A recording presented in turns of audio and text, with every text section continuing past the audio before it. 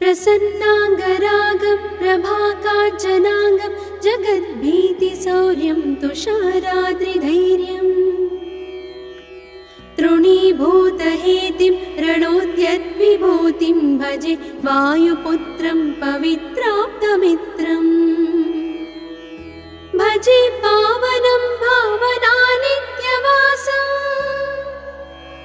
भजे बालभानुं प्रभाचारुभासम् भजे चन्द्रिकाकुन्दमन्दारहासम् भजे सन्ततं रामभूपालदासम् भजे लक्ष्मणप्राणरक्षातिदक्षं भजे तोषितानेकगीर्वाणपक्षम् भजे घोरसङ्ग्रामसीमाहताक्षं भजे रामनामातिसम्प्राप्तरक्षम् कृताभीलनादं क्षितिक्षिप्तपादम् घनक्रान्तभृङ्गं कटिस्थोरुजङ्घम् वियद्व्याप्तकेशं भुजाश्लेषितास्मम् जयश्रीसमेतं भजे रामदूतम् चलद्वालघातं भ्रमच्चक्रवालं कठोराट्टहासं प्रभिन्नाब्जजाण्डम्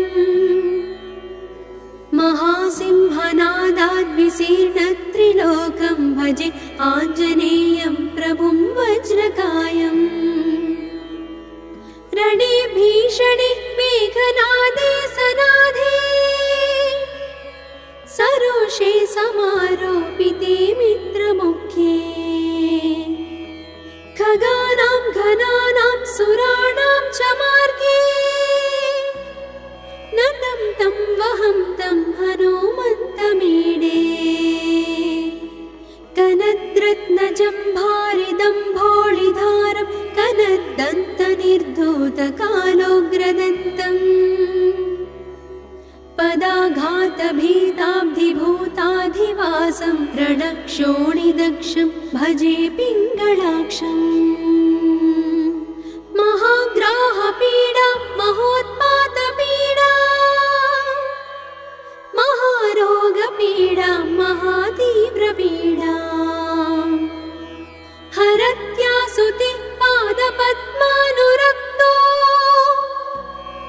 नमस्ते कपिश्रेष्ठ रामप्रियो यः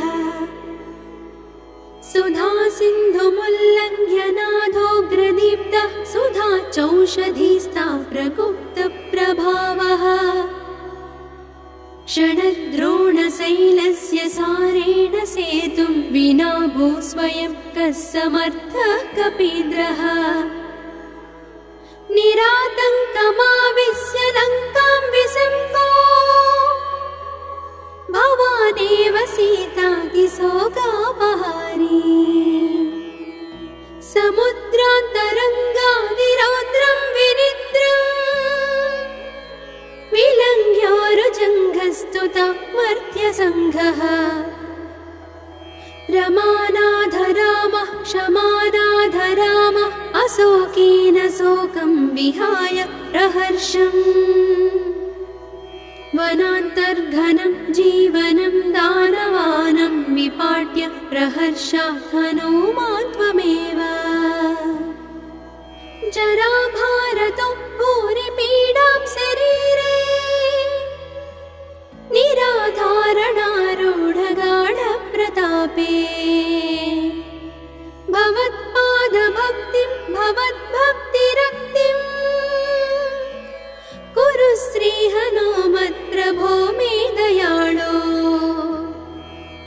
महायोगिनो ब्रह्मरुद्रादयो वा न जानन्ति तत्त्वं निजं राघवस्य कथं ज्ञायते मातृसे नित्यमेव प्रसीद प्रभो वानरेन्द्रो नमस्ते नमस्ते महासत्त्ववाहाय तुभ्यम् नमस्ते महावज्रदेहाय तुभ्यम् नमस्ते परिभूतसूर्याय तुभ्यम्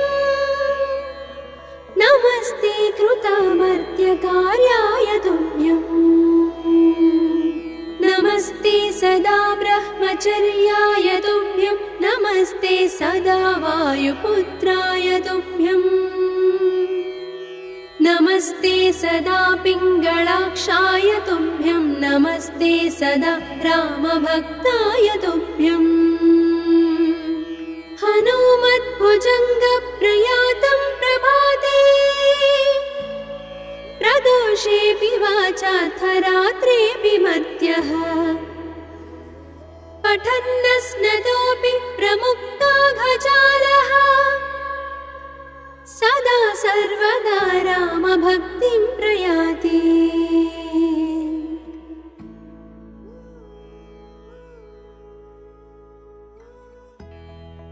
प्रसन्नाङ्गरागं प्रभाकाञ्चनाङ्गं जगद्भीतिशौर्यं तुषाराद्रिधैर्यम् तृणीभूतहेतिं रणोद्यद्विभूतिं भजे वायुपुत्रं पवित्राप्तमित्रम् भजे पावनं भावनानित्यवासम् भजे बालभानं प्रभाचारुभासम् भजे चन्द्रिकाकुन्दमन्दारहासम् भजे सन्ततं रामभूपालदासम् भजे लक्ष्मणप्राणरक्षातिदक्षं भजे तोषितानेकगीर्वाणपक्षम् भजे घोरसङ्ग्रामसीमाहताक्षं भजे रामनामातिसम्प्राप्तरक्षम् कृताभीलनादं क्षितिक्षिप्तपादम् घनक्रान्तभृङ्गं कटिस्थोरुजङ्घम् वियद्व्याप्तकेशं भुजाश्लेषितास्मम् जयश्रीसमेतं भजे रामदूतम् जलद्वालघातं भ्रमच्चक्रवालं कठोराट्टहासं प्रभिन्नाब्जजाण्डम् महासिंहनादाद्विशीर्णत्रिलोकं भजे आञ्जनेयं प्रभुं वज्रकायम् रणे भीषणे मेघनादे सनाधे सरोषे समारोपिते मित्रमुख्ये खगानां घनानां सुराणां च मार्गे नतं तं वहं तं हनुमन्तमीडे कनद्रत्नजम्भारिदम्भोळिधारं कनद्दन्तनिर्धूतकालोग्रदन्तम् पदाघातभीताब्धिभूताधिवासं रणक्षोणिदक्षं भजे पिङ्गलाक्षम् महाग्राहपीडा महोत्पातपीडा महारोगपीडा महातीव्रपीडा हरत्यासुते पादपद्मानुरक्तो नमस्ते कपिश्रेष्ठ रामप्रियो यः सुधा सिन्धुमुल्लङ्घ्य नाथोग्रदीप्तः सुधा चौषधीस्था प्रगुप्तप्रभावः षडद्रोणशैलस्य सारेण सेतुं विना भूस्वयं कः समर्थः कपीन्द्रः निरातङ्कमाविश्य लङ्कां विसङ्गो भवानेव सीतातिशोकापहारी समुद्रान्तरङ्गादिरौद्रं विनिद्रम् विलङ्घ्योरुजङ्घस्तुता मर्त्यसङ्घः रमानाधरामः क्षमानाधरामः अशोकेन शोकं विहाय प्रहर्षम् वनान्तर्घनं जीवनं दानवानं विपाट्य प्रहर्षात् हनुमान् त्वमेव जराभारतो भूरिपीडां शरीरे निराधारणारूढगाढप्रतापे भवत्पादभक्तिं भवद्भक्ति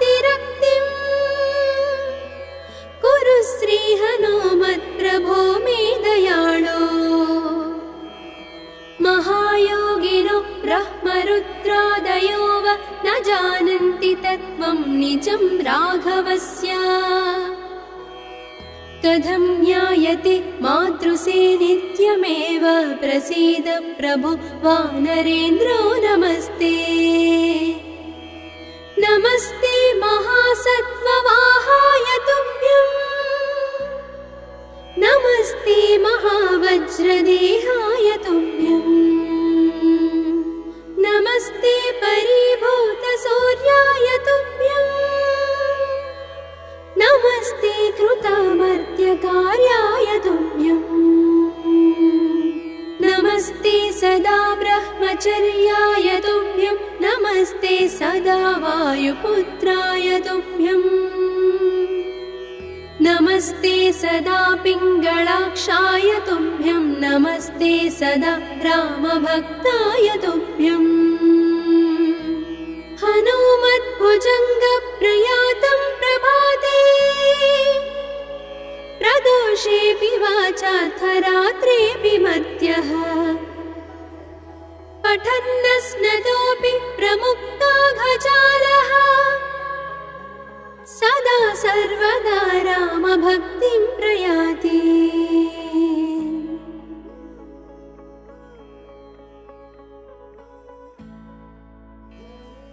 प्रसन्नाङ्गरागं प्रभाकाञ्चनाङ्गं जगद्भीतिशौर्यं तुषाराद्रिधैर्यम्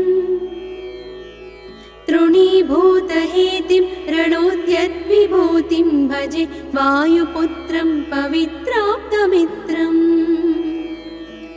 भजे पावनं भावनानित्यवासं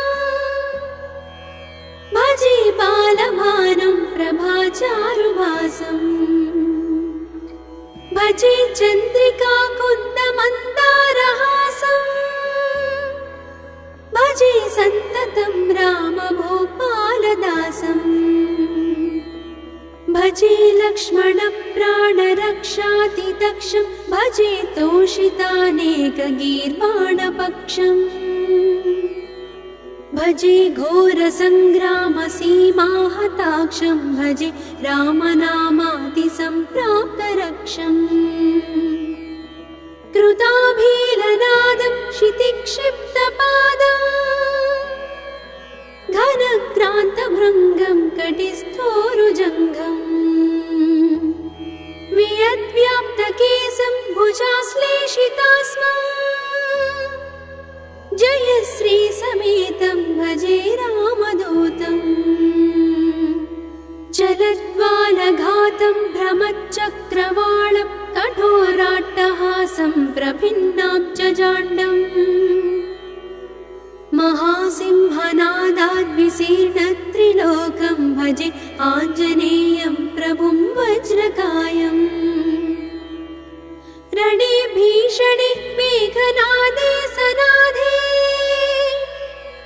सरोषे समारोपिते मित्रमुख्ये खगानां घनानां सुराणां च मार्गे नतं तं वहं तं हनुमन्तमीडे कनद्रत्नजम्भारिदम्भोळिधारं कनद्दन्तनिर्धूतकालोग्रदन्तम् पदाघातभीताब्धिभूताधिवासं रणक्षोणिदक्षं भजे पिङ्गळाक्षम् महाग्राहपीडा महोत्पातपीडा महारोगपीडा महातीव्रपीडा हरत्यासुते पादपद्मानुरक्तो नमस्ते कपिश्रेष्ठ रामप्रियो यः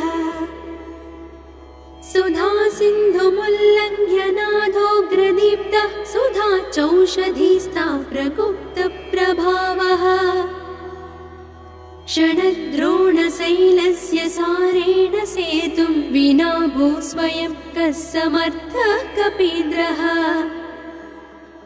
निरातङ्कमाविश्य लङ्कां विसम्पो भवानेव सीतातिशोकापहारी समुद्रान्तरङ्गादिरौद्रं विनिद्रम् विलङ्घ्योरुजङ्घः प्रस्तुता मर्त्यसङ्घः रमानाथ रामः क्षमानाथ रामः अशोकेन शोकं विहाय प्रहर्षम् वनान्तर्घनं जीवनं दानवानं विपाट्य प्रहर्षात् हनूमान् त्वमेव जराभारतो भूरिपीडां शरीरे निराधारणारूढगाढप्रतापे भवत्पादभक्तिं भवद्भक्तिरक्तिं कुरु श्रीहनुमत्प्रभो मे दयाळो महायोगिनो ब्रह्मरुद्रादयो वा न जानन्ति तत्त्वं निजं राघवस्य कथं ज्ञायते मातृसे नित्यमेव प्रसीद प्रभो वानरेन्द्रो नमस्ते नमस्ते महासत्त्ववाहाय तुभ्यं नमस्ते महावज्रदेहाय तुभ्यं नमस्ते परिभूतसूर्याय तुभ्यं नमस्ते कृतामर्त्यकार्याय तुभ्यं नमस्ते सदा ब्रह्मचर्याय तुभ्यं नमस्ते सदा वायुपुत्राय तुभ्यं नमस्ते सदा पिङ्गळाक्षाय तुभ्यं नमस्ते सदा रामभक्ताय तुभ्यं हनुमद्भुजङ्गप्रयातं प्रभाते प्रदोषेऽपि वाचाथ रात्रेऽपि मर्त्यः पठन्नस्नतोऽपि प्रमुक्ताघजालः सदा सर्वदा रामभक्तिं प्रयाति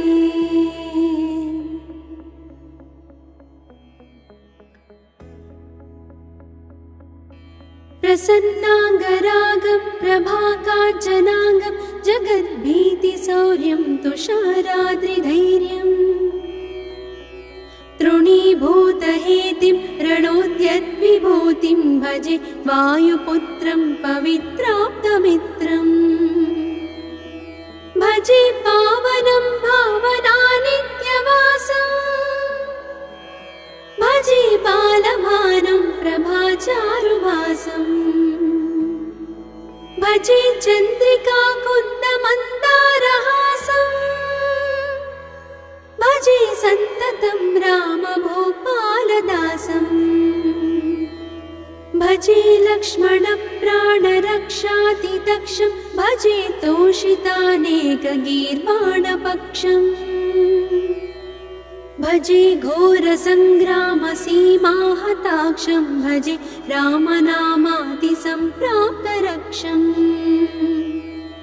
कृताभीलनादं क्षितिक्षिप्तपादं घनक्रान्तभृङ्गं कटिस्थोरुजङ्घम् वियद्व्याप्तकेशं भुजाश्लेषितास्मं जयश्रीसमेतं भजे रामदूतं चलद्वालघातं भ्रमच्चक्रवालं कठोराट्टहासं प्रभिन्नाब्जजाण्डम् महासिंहनादाद्विशीर्णत्रिलोकं भजे आञ्जनेयं प्रभुं वज्रकायम् रणे भीषणे मेघनादे सनाधे सरोषे समारोपिते मित्रमुख्ये खगानां घनानां सुराणां च मार्गे नतं तं वहं तं हनुमन्तमीडे कनद्रत्नजम्भारिदम्भोळिधारं कनद्दन्तनिर्धूतकालोग्रदन्तम् पदाघातभीताब्धिभूताधिवासं रणक्षोणिदक्षं भजे पिङ्गळाक्षम् महाग्राहपीडा महोत्पातपीडा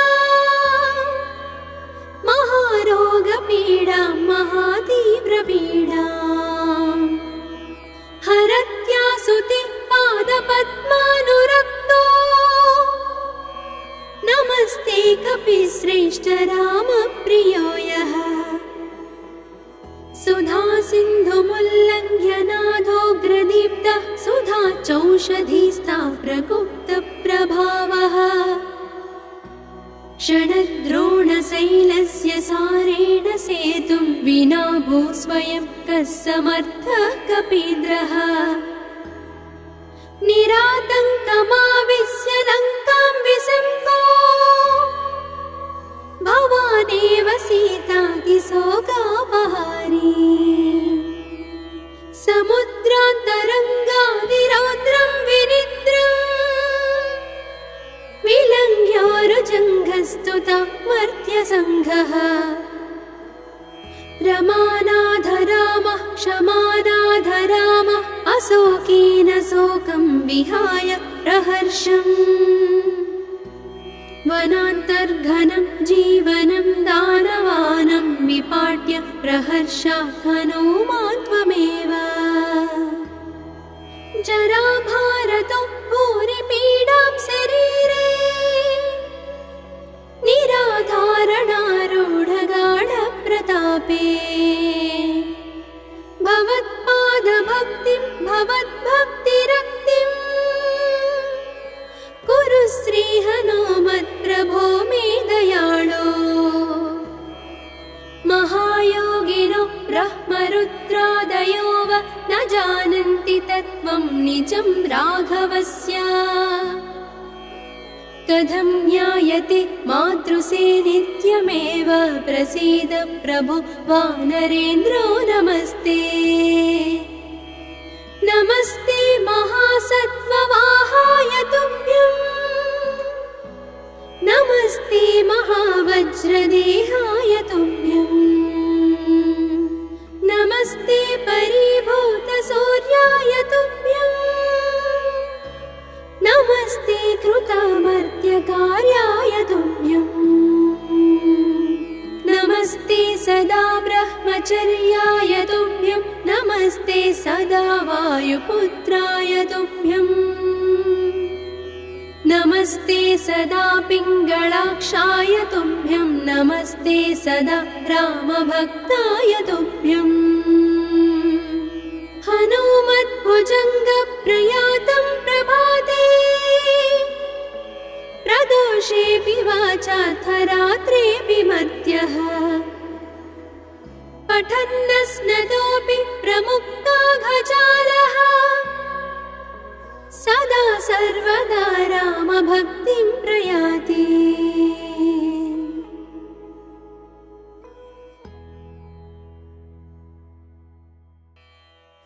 प्रसन्नाङ्गरागं प्रभाकाञ्चनाङ्गं जगद्भीतिशौर्यं तुषाराद्रिधैर्यम् तृणीभूतहेतिं रणोद्यद्विभूतिं भजे वायुपुत्रं पवित्राप्तमित्रम् भजे पावनं भावनानित्यवासम् भजे बालभानुं प्रभाचारुभासम् भजे चन्द्रिकाकुन्दमन्दारहासम् भजे सन्ततं रामभूपालदासम् भजे लक्ष्मणप्राणरक्षातिदक्षं भजे तोषितानेकगीर्वाणपक्षम् भजे घोरसङ्ग्रामसीमाहताक्षं भजे रामनामातिसम्प्राप्तरक्षम् कृताभीलनादं क्षितिक्षिप्तपादम् घनक्रान्तभृङ्गं कटिस्थोरुजङ्घम् वियद्व्याप्तकेशं भुजाश्लेषितास्मम् जयश्री समेतं भजे रामदूतम् जलद्वालघातं भ्रमच्चक्रवालं कठोराट्टहासं प्रभिन्नाब्जजाण्डम् महासिंहनादाद्विशीर्णत्रिलोकं भजे आञ्जनेयं प्रभुं वज्रकायम् रणे भीषणे मेघनादे सनादे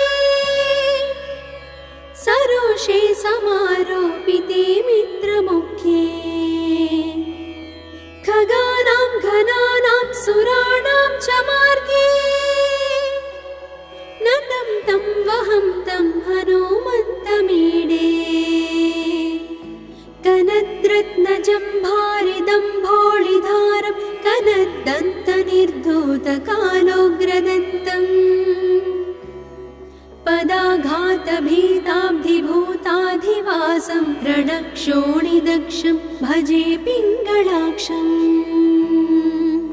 महाग्राहपीडा महोत्पातपीडा महारोगपीडा महातीव्रपीडा हरत्यासुते पादपद्मानुरक्तो नमस्ते कपिश्रेष्ठ रामप्रियो यः सुधा सिन्धुमुल्लङ्घ्य नाथोग्रदीप्तः सुधा चौषधीस्ता प्रगुप्तप्रभावः षडद्रोणशैलस्य सारेण सेतुं विना भू स्वयं कः समर्थः कपीन्द्रः निरातङ्कमाविश्य लङ्कां विसम्पो भवानेव सीतातिशोकापहारी समुद्रान्तरङ्गादिरौद्रं विनिद्रम् विलङ्घ्योरुजङ्घस्तुता मर्त्यसङ्घः रमानाथ रामः क्षमानाथ रामः अशोकेन शोकं विहाय प्रहर्षम् वनान्तर्घनं जीवनं दानवानं विपाट्य प्रहर्षात् हनूमान् त्वमेव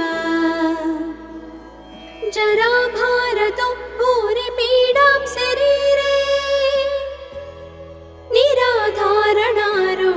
निराधारणारूढगाढप्रतापे भवत्पादभक्तिं भवद्भक्तिरक्तिं कुरु श्रीहनुमत्प्रभो मे दयाळो महायोगिनो ब्रह्मरुद्रादयो वा न जानन्ति तत्त्वं निजं राघवस्य कथं ज्ञायते मातृसे नित्यमेव प्रसीद प्रभो वानरेन्द्रो नमस्ते नमस्ते महासत्त्ववाहाय तुभ्यं नमस्ते महावज्रदेहाय तुभ्यं नमस्ते परिभूतसूर्याय तुभ्यं नमस्ते कृतामर्त्यकार्याय तुभ्यं नमस्ते सदा ब्रह्मचर्याय तुभ्यं नमस्ते सदा वायुपुत्राय तुभ्यं नमस्ते सदा पिङ्गलाक्षाय तुभ्यं नमस्ते सदा रामभक्ताय तुभ्यं हनुमद्भुजङ्गप्रयातं प्रभाते प्रदोषेऽपि वाचार्थरात्रेऽपि मर्त्यः पठन्नस्नतोऽपि प्रमुक्ताघजालः सदा सर्वदा रामभक्तिं प्रयाति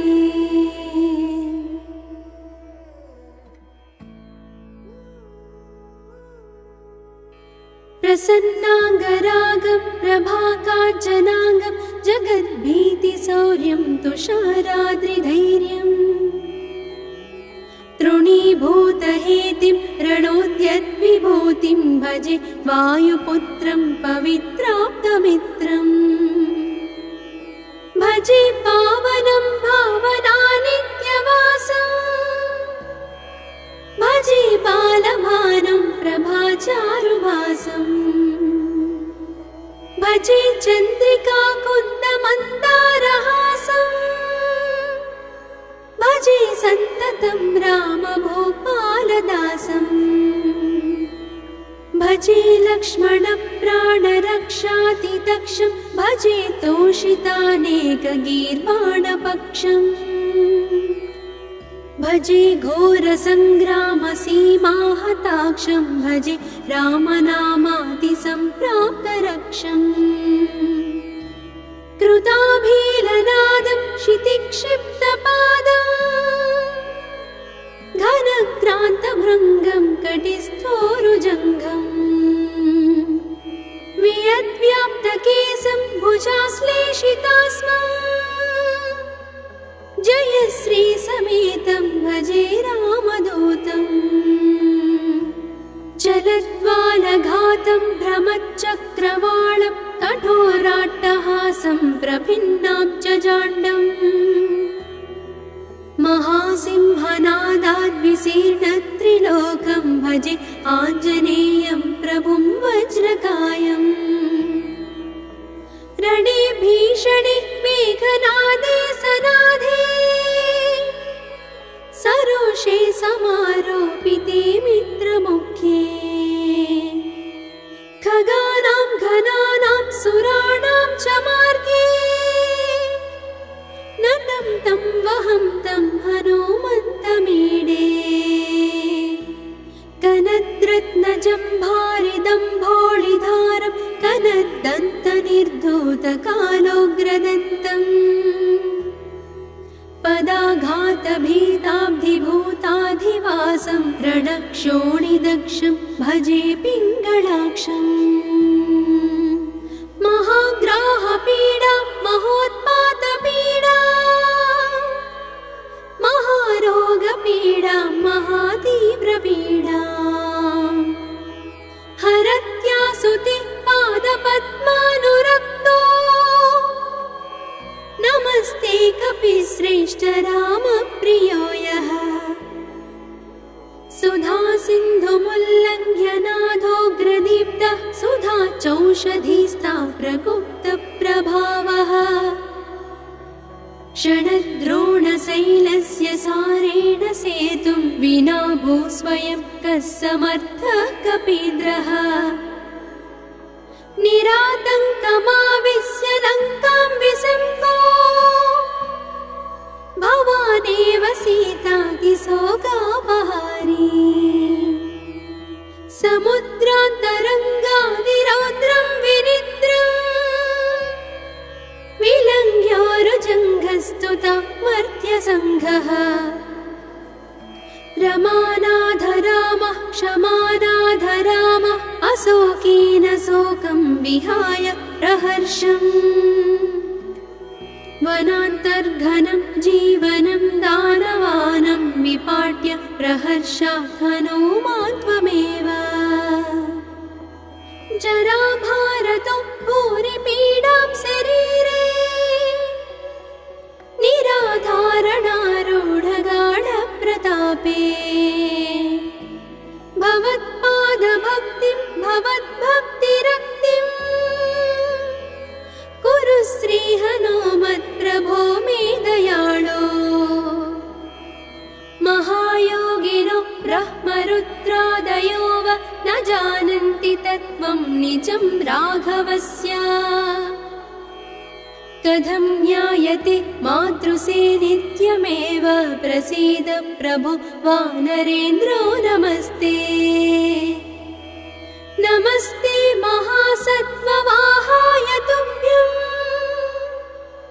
नमस्ते महावज्रदेहाय तुभ्यं नमस्ते परिभूतसूर्याय तुभ्यं नमस्ते कृतामर्त्यकार्याय तुभ्यं नमस्ते सदा ब्रह्मचर्याय तुभ्यं नमस्ते सदा वायुपुत्राय तुभ्यं नमस्ते सदा पिङ्गळाक्षाय तुभ्यं नमस्ते सदा रामभक्ताय तुभ्यं हनुमद्भुजङ्गप्रयातं प्रभाते प्रदोषेऽपि वाचार्थरात्रेऽपि मर्त्यः पठन्नस्नतोऽपि प्रमुक्ताघजालः सदा सर्वदा रामभक्तिं प्रयाति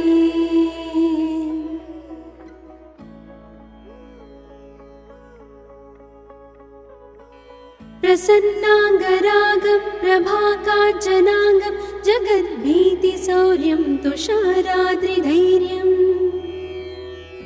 तृणीभूतहेतिं रणोद्यद्विभूतिं भजे वायुपुत्रं पवित्राप्तमित्रम् भजे पावनं भावनानित्यं नित्यवासम् भजे बालभानुं प्रभाचारुभासम् भजे चन्द्रिका कुन्दमन्दारहासम् भजे सन्ततं रामभूपालदासम् भजे लक्ष्मणप्राणरक्षातिदक्षं भजे तोषितानेकगीर्वाणपक्षम् भजे घोरसङ्ग्रामसीमाहताक्षं भजे रामनामातिसम्प्राप्तरक्षम् कृताभीलनादं क्षितिक्षिप्तपादम् घनक्रान्तभृङ्गं कटिस्थोरुजङ्घम् वियद्व्याप्तकेशं भुजाश्लेषितास्मम् जयश्री समेतं भजे रामदूतम् चलद्वालघातं भ्रमच्चक्रवालं कठोराट्टहासं प्रभिन्नाब्जजाण्डम् महासिंहनादाद्विशीर्णत्रिलोकं भजे आञ्जनेयं प्रभुं वज्रकायम् रणे भीषणे मेघनादे सनादे सरोषे समारोपिते मित्रमुख्ये खगानां घनानां सुराणां च मार्गे नतं तं वहं तं हनुमन्तमीडे कनद्रत्नजम्भारिदम्भोळिधारं कनद्दन्तनिर्धूतकालोग्रदन्तम् पदाघातभीताब्धिभूताधिवासं रणक्षोणिदक्षं भजे पिङ्गळाक्षम् महाग्राहपीडा महोत्पातपीडा महारोगपीडा महातीव्रपीडा हरत्यासुते पादपद्मानुरक्तो नमस्ते कपिश्रेष्ठ रामप्रियो यः सुधा सिन्धुमुल्लङ्घ्य नाथोग्रदीप्तः सुधा चौषधीस्ता प्रगुप्तप्रभावः षडद्रोणशैलस्य सारेण सेतुं विना भूस्वयं कः समर्थः कपीन्द्रः निरातङ्कमाविश्य लङ्कां विसङ्गो भवानेव सीतातिशोकापहारी समुद्रान्तरङ्गादिरौद्रं विनिद्रम् विलङ्घ्योरुजङ्घस्तुता मर्त्यसङ्घः रमानाथ रामः क्षमानाथ रामः अशोकेन शोकं विहाय प्रहर्षम् वनान्तर्घनं जीवनं दानवानं विपाट्य प्रहर्षात् हनुमान् त्वमेव जराभारतो भूरिपीडां शरीरे निराधारणारूढगाढप्रतापे भवत्पादभक्तिं भवद्भक्तिरक्तिं कुरु श्रीहनुमत्प्रभो मे दयाळो महायोगिनो ब्रह्मरुद्रादयो वा न जानन्ति तत्त्वं निजं राघवस्य कथं ज्ञायते मातृसे नित्यमेव प्रसीद प्रभो वानरेन्द्रो नमस्ते नमस्ते महासत्त्ववाहाय तुभ्यं नमस्ते महावज्रदेहाय तुभ्यं नमस्ते परिभूतसूर्याय तुभ्यं नमस्ते कृतामर्त्यकार्याय तुभ्यं नमस्ते सदा ब्रह्मचर्याय तुभ्यं नमस्ते सदा वायुपुत्राय तुभ्यं नमस्ते सदा पिङ्गलाक्षाय तुभ्यं नमस्ते सदा रामभक्ताय तुभ्यम् हनुमद्भुजङ्गप्रयातं प्रभाते प्रदोषेऽपि वाचार्थरात्रेऽपि मर्त्यः पठन्नस्नतोऽपि प्रमुक्ताघजालः सदा सर्वदा रामभक्तिं प्रयाति।